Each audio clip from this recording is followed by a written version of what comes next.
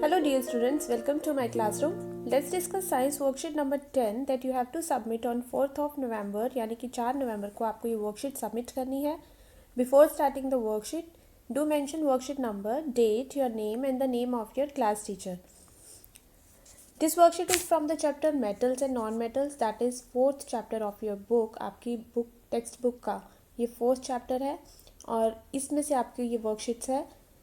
चलिए शुरू करते हैं. Many substances are found around us. What would you do if we ask you to separate these substances into metals and non-metals? Perhaps the things that are solid and shiny, you will call them metals. तो हमारे आसपास हम बहुत सारी चीज़ें देखते हैं जो अलग अलग सब्सटेंसेस की बनी है. इन सब्सटेंसेस को अगर हमें मेटल्स और नॉन मेटल्स में डिस्टिंग्विश करना हो या सेपरेट करना हो तो हम कैसे करेंगे.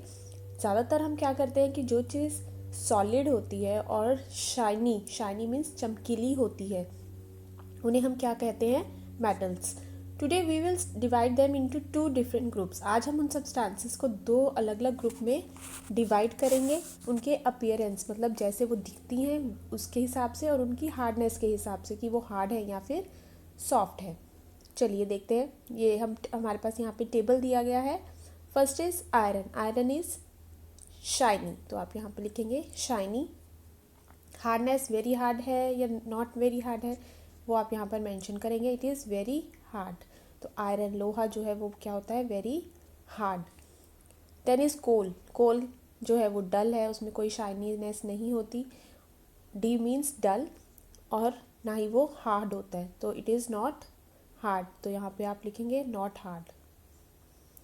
Then again sulphur. Sulphur is dull and not hard. Aluminium. Aluminium foil आपने देखा है ना कैसे शाइन करता है. सो इट इज़ शाइनी और वेरी हार्ड. यस, वो अगर आप फॉयल की बात करेंगे तो वो आपको सॉफ्ट इसलिए लगता है बिकॉज वो उसकी शीट बनाई गई है. बट अगर हम वैसे एल्यूमिनियम की बात करें तो it is hard. Not very hard but it is hard. Then is copper. Copper is shiny and hard.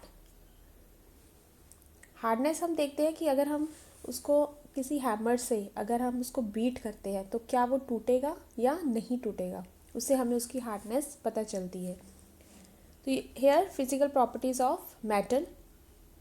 Hardness. Most metals are hard in nature. A few exceptions like sodium and potassium are very soft metal which can be cut with a knife. ज़्यादातर जो metals हैं वो hard होते हैं nature में. 2 exceptions हैं, sodium and potassium. ये आपको याद रखनी है कि ये दोनों ऐसे metals हैं जो soft हैं. Next is ductility. डक्टिलिटी एक प्रॉपर्टी है metals की कि हम उनको थिन वायर्स उनकी बना सकते हैं, हम उनकी वायर्स बना सकते हैं. फॉर एग्जाम्पल कॉपर की वायर्स, गोल्ड, सिल्वर, आयरन, हम उनको डिफरेंट शेप्स दे सकते हैं. तो this is the ductility property of metal कि हम उनकी क्या बना सकते हैं, थिन वायर्स. ये वेरी इंपॉर्टेंट क्वेश्चन है आपके एग्जाम के अकॉर्डिंग भी. Then is solid. Most metal except mercury are solid at room temperature. Mercury को छोड़ के जितने भी मेटल्स हैं वो सॉलिड होते हैं, ठोस होते हैं. Mercury is found in a liquid state. और मर्करी तो आपको पता है कि थर्मामीटर्स में पहले पाया जाता था. That is liquid in state and can be used in thermometers. Then malleability. Malleability is the property in which the metal can be beaten into sheets. ये देखिए जैसे एल्यूमिनियम की शीट्स बनाई हुई है, एल्यूमिनियम फॉयल आप यूज़ करते हैं वो उस एल्यूमिनियम की शीट है. तो हम मेटल्स को बीट करके उनकी शीट्स बना सकते हैं. सो malleability is that the metal can be beaten into sheets, right. और डक्टिलिटी क्या था, इनटू वायर्स. इन दोनों में आप कंफ्यूज ना हो. डक्टिलिटी का प्रॉपर्टी है जिसमें हम उनको वायर्स की फॉर्म में बना सकते हैं और मेलेबिलिटी प्रॉपर्टी जो है वो शीट्स की फॉर्म में हम मेटल्स को कन्वर्ट कर सकते हैं. Then there is a activity, small activity. यहाँ पे आपको दिया गया है the requirements are iron nail, aluminium wire, copper wire, coal, pencil, lead, carbon rod and hammer. ये सब चीज़ें आपको चाहिए. आयरन नेल मीन्स आप जो कील उसको आयरन नेल कहते हैं. एल्यूमिनियम की वायर हो, कॉपर की वायर चाहिए, कोल का पीस चाहिए, पेंसिल लेड जो आपका सिक्का होता है वो कार्बन रोड वो आपको सेल्स में मिल जाएगी, और हैमर हम हथौड़े को कहते हैं। तो इन सब चीज़ों को कलेक्ट करना है, उसके बाद इनको बीट करना है, beat this materials one by one with a hammer. Hammer से हमें इन्हें बीट करना है। उसके बाद based on your observation fill the given table. तो यहाँ पे ये जो टेबल दिया है उसके बाद आप इसको फिल करेंगे।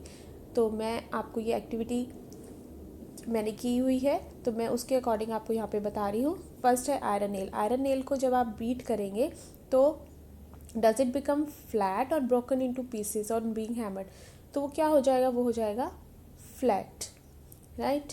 कोयले को अगर आप बीट करेंगे तो वो पीसेस में ब्रेक कर जाएगा, और एल्यूमिनियम को जब आप बीट करेंगे तो वो भी फ्लैट हो जाएगा। देन कॉपर वायर को अगर आप बीट करेंगे तो कॉपर वायर भी फ्लैट। कार्बन रोड को बीट करोगे तो वो ब्रेक डाउन हो जाएगी इनटू पीसेस, और पेंसिल लेड को बीट करोगे it will also break down into pieces.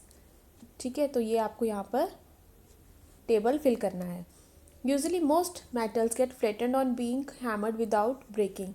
This property of metal is known as malleability. और यही जो प्रॉपर्टी है इसे हम क्या कहते हैं, मेलेबिलिटी, कि वो हैमर से बीट करने के बाद हैमर उनके ऊपर जब आप हथौड़ा मारेंगे तो वो टूटेंगे नहीं। Non metals get broken into pieces on being hammered. Non metals are brittle in nature. और जो नॉन मेटल्स हैं वो टूट जाते हैं जब भी हम उनको हैमर्ड से बीट करते हैं। So therefore we can say that metals are hard, shiny, ductile and malleable. तो अब आप याद रखेंगे कि जो मेटल्स हैं, अगर हम इनका डिफरेंस लिखना चाहें तो first is metals, then is non metals. शायद आपका क्वेश्चन भी हो ये। तो मेटल्स जो है they are shiny and hard. Shiny है, हार्ड है, ductile and malleable. Ductile and malleable, MELLEABLE, ये सब है। और जो नॉन मेटल्स है दे आर शाइनी नहीं है, वो क्या है, डल। हार्ड का ऑपोजिट क्या होता है, सॉफ्ट। और यहाँ डक्टाइल के आप यहाँ पे लगाएंगे non ductile and non malleable, right. Non ductile and non malleable, तो ये 4 मेन डिफरेंसेस इनके बीच में है। Next, therefore we can say that metals are hard, shiny, ductile and malleable. Some examples of metal are iron, copper, aluminium, calcium, magnesium, gold, silver. Sulfur, carbon, oxygen, phosphorus are some examples of non-metals. ये सब क्या हैं, non-metals हैं. Now let's do the question answers. First is name any two metals that can be easily cut in with the knife, जिसको हम easily knife से cut कर सकते हैं। 2 मेटल्स कौन से अभी हमने पढ़े, सोडियम एंड पोटेशियम, जिनको हम इजीली कट कर सकते हैं with a knife. Then is name a metal which is found in liquid at room temperature, mercury. Mercury एक ऐसा मेटल है जो लिक्विड स्टेट में पाया जाता है। Then is what is ductility, which metal would you prefer to make wires.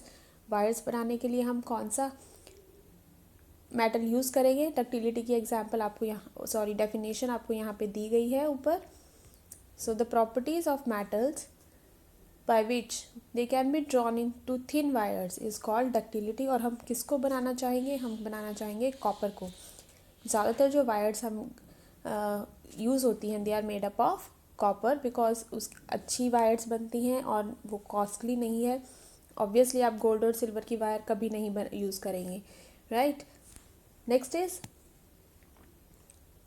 Name two metals which are malleable in nature. जो malleable हैं, जिनको हम शीट्स में बना सकते हैं, वो है एल्यूमिनियम एंड आयरन।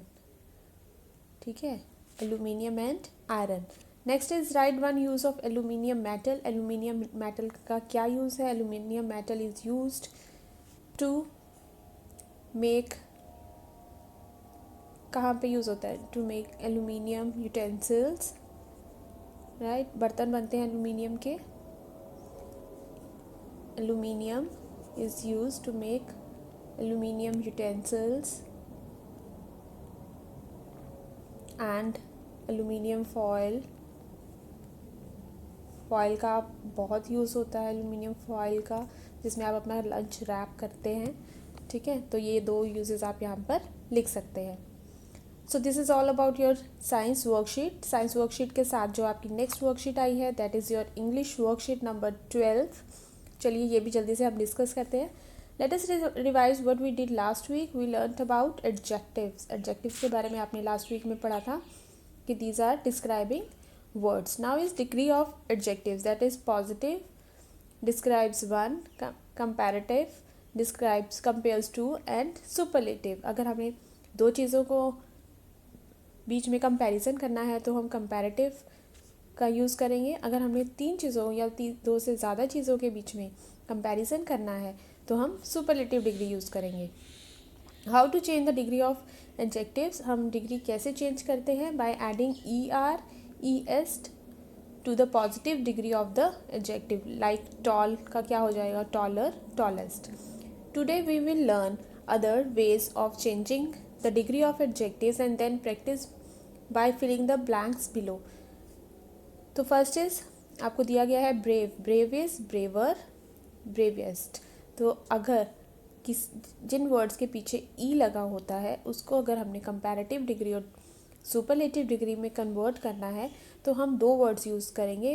कंपैरेटिव के लिए हम उनके पीछे आर लगाएंगे और सुपरलेटिव के लिए उनके पीछे एस टी लगाएंगे। तो नॉबल क्या बन जाएगा? नॉबलर। नॉबलर आर लगाएंगे और सुपरलेटिव बन जाएगा नॉबलेस्ट, ई एस टी लगा देंगे, सॉरी एस टी लगा देंगे। Then purer, purest, right. wiser, wisest, right.